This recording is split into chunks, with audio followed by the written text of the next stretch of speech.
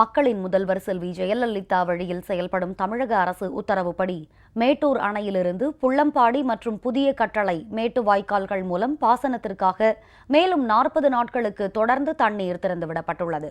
இதன் மூலம் தஞ்சை, திருச்சி மற்றும் அரியலூர் மாவட்டங்களில் 42,736 ஏக்கர் நிலங்கள் பாசன வசதி பெறுவதால் மக்களின் முதல்வருக்கு விவசாயிகள் நெஞ்சார்ந்த நன்றி தெரிவித்துள்ளனர்.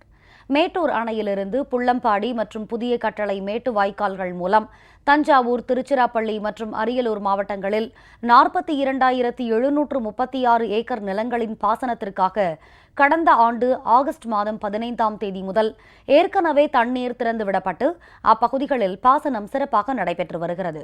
தற்போது அப்பகுதிகளில் நடவு செய்யப்பட்டுள்ள நெல் விளைச்சலுக்கு இன்னும் தயாராகாததால் மேலும் தண்ணீர் திறந்துவிடுமாறு விவசாயிகள் விடுத்த வேண்டுகோளினை ஏற்று மக்களின் முதல்வர் செல்வி ஜெயலலிதா வழியில் செயல்படும் தமிழக அரசு உத்தரவுப்படி நேற்று முதல் அடுத்த மாதம் 15ஆம் தேதி வரை மேலும் 40 நாட்களுக்கு பாசனத்திற்கு தண்ணீர் திறக்கப்பட்டுள்ளது.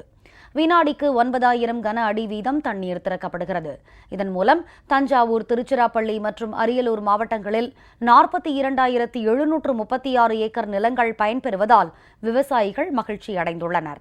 இதற்காக மக்களின் முதல்வர் செல்வி ஜெயலலிதாவுக்கு விவசாயிகள் தங்களது நெஞ்சார்ந்த நன்றியை தெரிவித்துக் கொண்டுள்ளனர். புள்ளம்பாடி வாய்க்காலில் 22,000 ஏக்கர் சாகுபடி உள்ள கரும்பு, நெல், வாழையை காப்பாற்றுவதற்காக அம்மா அவர்கள் தண்ணீர் திறந்துவிட்டு மக்களின் வாழ்க்கையில், விவசாயிகளின் வாழ்க்கையில் மிகவும் பயனுள்ளதாக பண்ணியுள்ளார். எங்கள் மக்களின் சார்பில், விவசாயிகளின் சார்பாக மக்களின் முதல்வர் அம்மா அவர்களுக்கு மிக மிக நன்றி. புள்ளம்பாடி வாய்க்காலில் தண்ணீர் திறந்துவிடப்பட்டது. இதனால் 22,000 ஏக்கர் பாசனம் பெற்றுள்ளது. இதனால் மக்களின் முதல்வர் அம்மா அவர்களுக்கு நன்றியையும் வணக்கத்தையும் தெரிவித்துக் கொள்கிறோம்.